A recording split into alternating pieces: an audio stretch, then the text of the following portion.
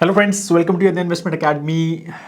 आज बजट के बाद थोड़ा समझ आया है कि फाइनली कैपिटल गेन टैक्सेशन जो चेंज किया है on 23 July in the budget, उसका क्या इम्पैक्ट रहेगा overall on our mutual funds investment जो पास्ट में की हैं और आगे आने वाली जो हम इन्वेस्टमेंट करने वाले, तो क्या क्या चेंजेस हुए हैं और फाइनली अभी कैसा टैक्सेशन है।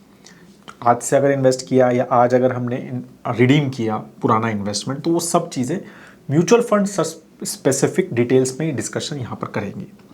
ठीक है, तो सबसे पहले हम स्टार्ट करेंगे from date funds perspective, right. तो डेट फंड्स का टैक्सेशन आपको पता ही है कि 1 Feb 2023 को जो बजट आया था उसमें फाइनेंशियल ईयर FY24 से ये अनाउंसमेंट हुआ था कि भाई 1 अप्रैल 2023 से कोई भी अगर डेट फंड्स में इन्वेस्टमेंट, जिसमें डेट फंड्स में क्या क्या इंक्लूडेड था उस टाइम पे, डेट फंड्स में कंजर्वेटिव हाइब्रिड भी इंक्लूडेड था, फंड्स ऑफ फंड्स भी इंक्लूडेड था, इंटरनेशनल फंड्स भी इंक्लूडेड थे, गोल्ड फंड्स भी इंक्लूडेड थे, वो सबको डेट माना गया था उस टाइम जो डेफिनेशन दी गई थी। तो उसमें ये बोला गया था कि भाई 1 अप्रैल 2023 से जो भी इन्वेस्टमेंट होगी उसको फ्लैट आपके स्लैब रेट पे टैक्स लगेगा। तो अगर आप 30% स्लैब में तो 30% टैक्स लगेगा, 20% स्लैब में तो 20% स्लैब लगेगा, 15% स्लैब में तो 15% टैक्स लगेगा। स्लैब रेट पे टैक्स लगेगा, ना कोई शॉर्ट टर्म है ना कोई लॉन्ग टर्म है। ये फर्स्ट, जैसे मैंने बोला, 1 Feb 2023 वाले बजट में था। अब इस वाले बजट में थोड़े बहुत चेंजेस हुए हैं और क्या क्या समझाता हूँ मैं उसमें और भी थोड़े मतलब थोड़ा सा समझ लिए, क्योंकि थोड़ा कॉम्प्लिकेटेड भी है, तो थोड़ा आराम से एग्जैक्टली समझना, स्पेशली अगर आपकी पुरानी इन्वेस्टमेंट है म्यूचुअल फंड्स में। तो डेट फंड्स और कंजर्वेटिव हाइब्रिड फंड्स, तो इन दो कैटेगरीज में अगर आज आपने कोई इन्वेस्ट किया है, अब इन्वेस्टमेंट आज से कर रहे हो, या फिर 1 अप्रैल 2023 के बाद कोई भी इन्वेस्टमेंट इन दो कैटेगरीज में, कोई भी डेट फंड्स हो, डेट ETF हो, ठीक है, डेट प्योर डेट फंड्स या डेट ETF की बात अगर हम करें, लिक्विड फंड्स और सारी जो भी अलग अलग category, credit risk fund, corporate bonds, सब debt funds, plus hybrid funds में कंजर्वेटिव हाइब्रिड फंड्स वाली जो कैटेगरी है। Conservative hybrid fund typically 15% debt, मतलब डेट में डालती है, तो 15 इक्विटी में डालती है 15% और बाकी डेट में डालती है। तो ये दो कैटेगरीज के लिए आपने अगर 1 अप्रैल 2023 के बाद इन्वेस्टमेंट किया है, 1 अप्रैल 2023 के बाद अगर इन्वेस्टमेंट किया है, तो जो भी गेन्स आएंगे, जो भी आपके गेन्स आएंगे, चाहे आज किया हो चाहे पहले 1 अप्रैल 2023 के बाद कभी भी किया हो, जो भी गेन्स आएंगे, चाहे 1 साल रखा है, चाहे 2 साल, चाहे 5 साल, 10 साल, doesn't matter, holding period doesn't matter.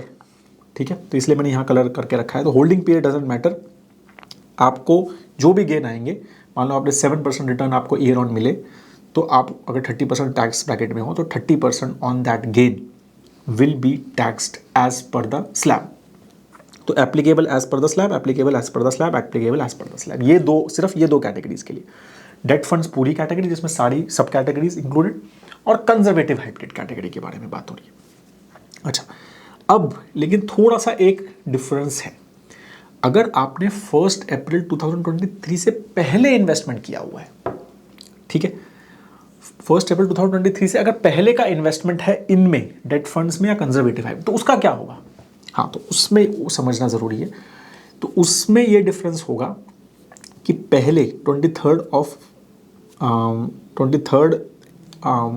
जुलाई 2024 वाला जो अभी बजट आया, उससे पहले ये था कि भाई उस 1 अप्रैल 2023 से पहले की इन्वेस्टमेंट को अगर लॉन्ग टर्म है, 3 साल प्लस है, तो आपको इंडेक्सेशन बेनिफिट के साथ 20% टैक्स था। लेकिन अब इंडेक्सेशन वर्ड ही एक्ट से हटा दिया है, तो इंडेक्सेशन का चक्कर तो खत्म। पुरानी इन्वेस्टमेंट पे भी आपने मान लो 2016 में कोई डेट फंड लिया है, अब उसका टैक्सेशन कैसे होगा। 1 अप्रैल 2023 से पहले कभी भी लिया है, 2016 में, 2012 में लिया हो चाहे, और अभी तक आपने बेचा नहीं है उसको, बहुत सारा कैपिटल गेन इकट्ठा हो गया होगा अभी तक, राइट। तो वो सारा कैपिटल गेन अब, अगर आपका 1 अप्रैल 2023 से पहले इन्वेस्टमेंट है और 2 साल उसको कंप्लीट हो गए हैं, ऐसा नहीं है कि आपका मान लो 31 मार्च 2023 को इन्वेस्टमेंट किया आपने और आपने आज बेच दिया, तो 2 साल तो कंप्लीट नहीं हुए। तो 2 साल अगर कंप्लीट नहीं हुए हैं तो भैया tax slab, applicable tax slab पे ही है।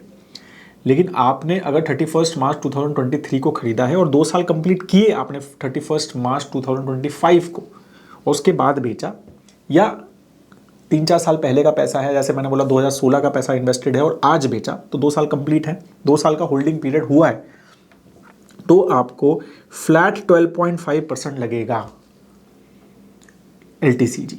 2 साल अगर आपके इन्वेस्टमेंट कंप्लीट हो गए हैं, अगर आपने 1 अप्रैल 2023 से पहले इन्वेस्ट किया है, इंडेक्सेशन बेनिफिट हटा दिया है, फ्लैट 12.5% उस पर फ्लैट टैक्सेशन 2 साल कंप्लीट के बाद लगेगा।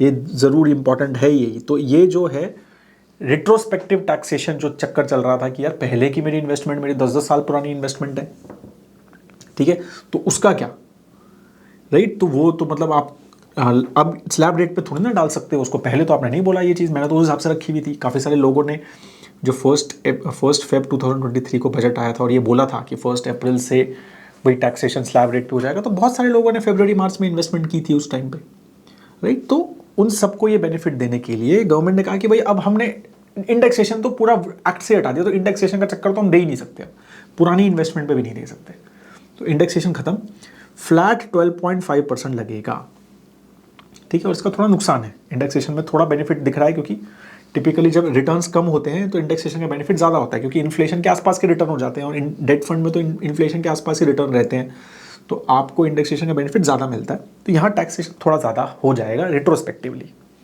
But that's fine, at least tax bracket में तो नहीं आ रहा, इसी से खुश रहना चाहिए, ठीक है। तो ये है डेट फंड्स। तो डेट फंड्स अब आप इन्वेस्ट जो कर रहे हैं वो सिंपल स्लैब रेट पे है, FD जैसा ही है। डेट फंड्स और कंजर्वेटिव हाइब्रिड बिल्कुल FD जैसे रिटर्न आपके टैक्सेशन होगा आपके स्लैब रेट पे। जैसे FD में स्लैब रेट पे होता है वैसे ही स्लैब रेट पे होगा। ओनली डिफरेंस इज वहाँ पर एक्रूअल बेसिस पे टैक्स देना पड़ता है, यहाँ पर आप जब रिडीम करोगे तब टैक्स देना है। That is the only difference. अब नेक्स्ट कैटेगरी पे आते हैं। नेक्स्ट कैटेगरी ऑफ टैक्सेशन जो इन्होंने स्लैब बनाया है वो है fund of funds, balanced hybrid fund. Balanced hybrid fund में से बहुत छोटी कैटेगरी है, मतलब ये है कि 50% इक्विटी, मतलब बेसिकली 35% से लेके 65% इक्विटी अगर है तो वो वाली कैटेगरीज, राइट। अब वो बैलेंस एडवांटेज में भी कभी कभी हो सकता है, मल्टी एसेट एलोकेशन फंड्स में भी कभी कभी इस तरह के फंड्स होते हैं, ठीक। तो 35 से 65% के बीच में इक्विटी एलोकेशन है, इंक्लूडिंग डेरिवेटिव्स का, मतलब जैसे वो आर्बिट्राज वाला जो है, अगर वो है तो वो बैलेंस हाइब्रिड कैटेगरी जैसे 50-50 वाली है। तो उस कैटेगरी के लिए plus international mutual funds, plus gold mutual funds, plus gold silver international ETFs, इनके लिए क्या किया है अब देखो। तो पहले इनके लिए क्या कर दिया है कि पहले तो होल्डिंग पीरियड इनके लिए कम कर दिया। पहले जो था, अब कितना पहले बताऊं, 1 अप्रैल अगेन थोड़ा कंफ्यूज, 1 फरवरी 2023 के बजट से पहले क्या सिस्टम था इनमें, ये डेट फंड की तरह इनको इंडेक्सेशन बेनिफिट मिलता था।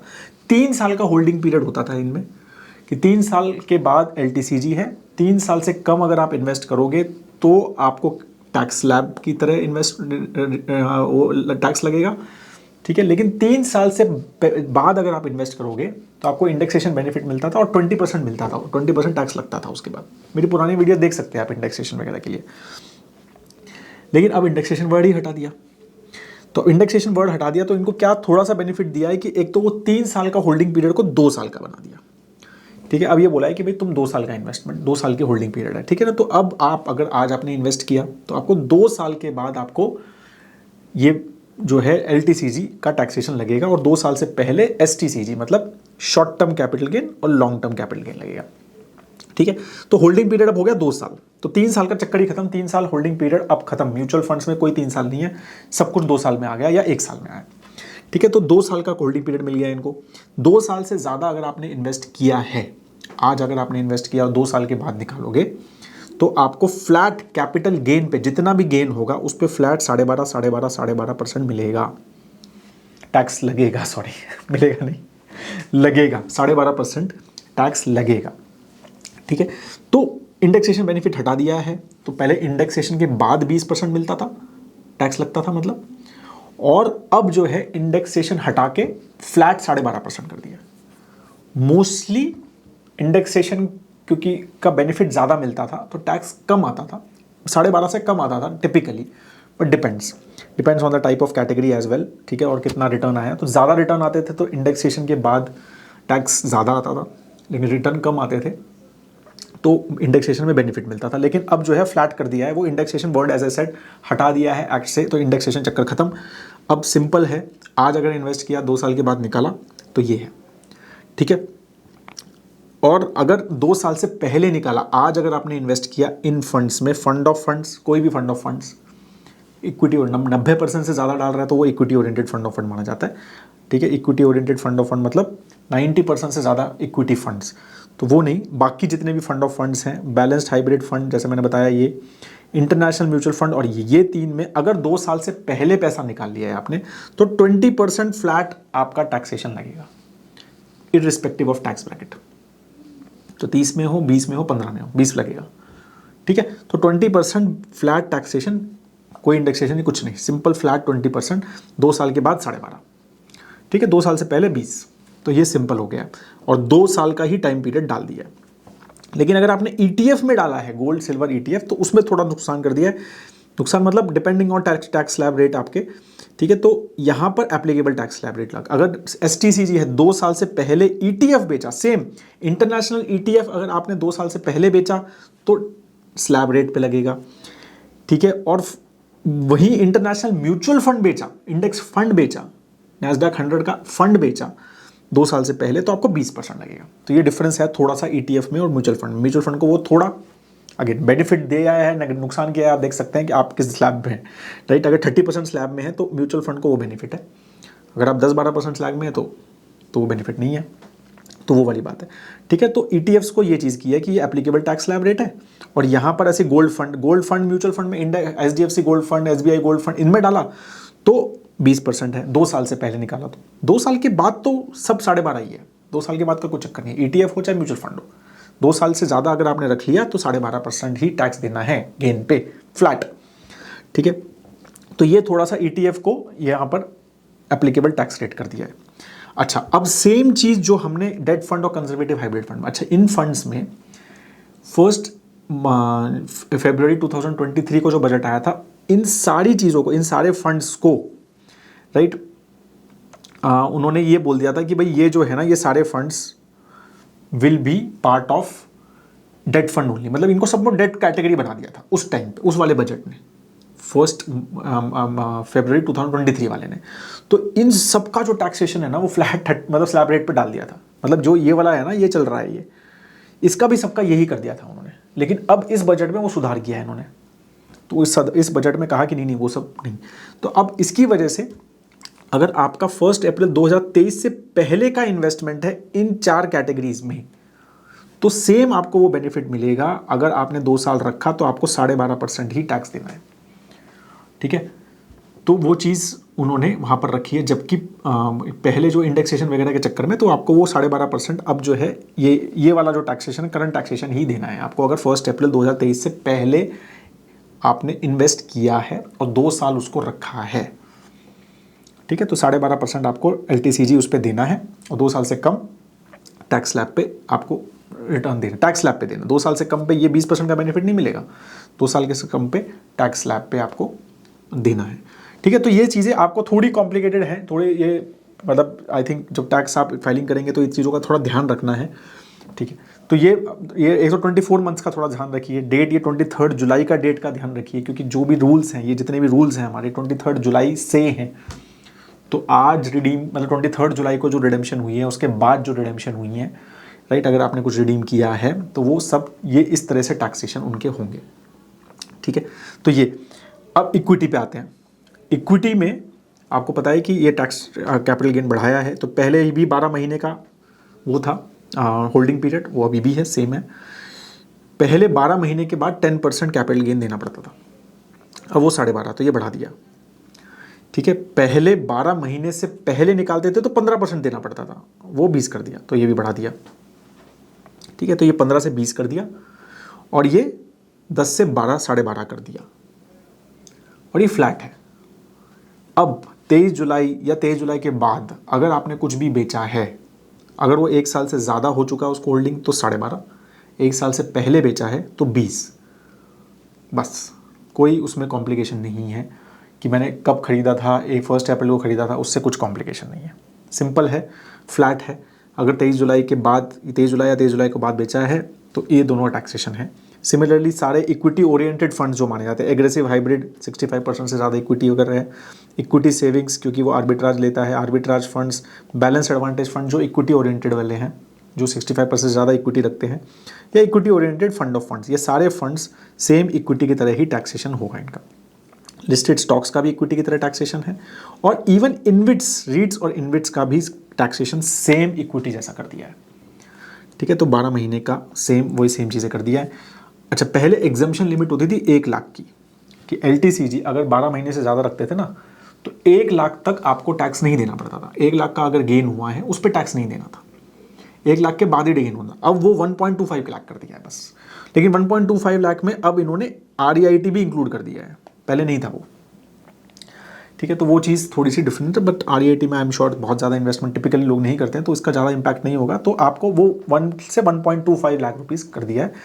तो ये थोड़ा सा यहाँ पर थोड़ा छोटा सा एक बेनिफिट यहाँ दिया है, बट टैक्सेशन यहाँ पर भी बढ़ा दिया है और यहाँ पर भी बढ़ा दिया है। ठीक है, तो इसी तरह से ये पूरा इक्विटी का टैक्सेशन है। ठीक है, और अब सिंपल ये है, आपको समझना है कि 3 चीज़ें हैं। एक तो नो होल्डिंग पीरियड, कोई फ़र्क नहीं पड़ता कितना होल्ड करो, टेट फंड्स और कंजर्वेटिव हाइब्रिड फंड में। बाकी ये सारे फंड्स को थोड़ा एडवांटेज जो फर्स्ट अपने 2023 वाले बजट में निकाल लिया था इनसे ये बेनिफिट, क्योंकि इंडेक्सेशन बेनिफिट भी हटा दिया सब कुछ। इनको तो टैक्स स्लैब पे ले आए थे, डेट फंड जैसा टैक्सेशन कर दिया था इन सब में, तो वो अब इनको सुधारा है और इनको वापस जो है 24 मंथ्स के होल्डिंग पीरियड पे और 12.5% पे टैक्स ले आए हैं। तो थोड़ा सा मेरे को लगता है कि ये बेनिफिट दिया है गोल्ड फंड्स को, क्योंकि पहले गोल्ड, फिजिकल गोल्ड पे टैक्सेशन कम था, राइट, और गोल्ड फंड्स पे टैक्सेशन ज़्यादा था, राइट। ऐसे फिजिकल रियल मतलब अगर डायरेक्टली स्टॉक्स खरीदोगे गूगल वगैरह के इंटरनेशनल, तो आपको टैक्स कम देना था, और म्यूचुअल फंड्स के थ्रू जाओगे तो ज़्यादा टैक्स देना। तो ये सब कॉम्प्लिकेट करा था उन्होंने बजट में, बट वो सारी चीज़ें सुधारी हैं, वो सारी चीज़ें क्लियर करी हैं कि नहीं ये सब ऐसा नहीं है। तो जितने भी म्यूचुअल फंड्स हैं उनको इस तरह से टैक्सेशन किया है। तो ये 24 मंथ्स का पीरियड दे दिया है, और आपकी पुरानी इन्वेस्टमेंट है उसमें भी आपको, ताकि बहुत ज़्यादा नुकसान ना हो, क्योंकि इंडेक्सेशन तो हटा ही दिया है, तो थोड़ा बहुत नुकसान तो होगा बट बहुत ज़्यादा ना हो, तो इसलिए वो चीज़ कर दी है कि भाई 12.5% ही टैक्स देना है अगर 2 साल से ज़्यादा आपने रखा है। ठीक है, बाकी इक्विटी में तो फ्लैट कोई सिस्टम ही नहीं है, पुराने दोहराने का कोई चक्कर नहीं है। सिंपल ये है कि अगर 23 जुलाई के बाद बेचा है, 23 जुलाई को बेचा है, तो ये इस तरह से आपका टैक्सेशन होगा 12.5%, फ्लैट LTCG रहेगा, and 20% on short term capital gain. ठीक है, तो this is how the mutual fund taxation has changed, right. If you have any question please do right in the comment section. ठीक है, क्योंकि थोड़ा complicated है, I am sure थोड़े बहुत क्वेश्चन हो सकते हैं।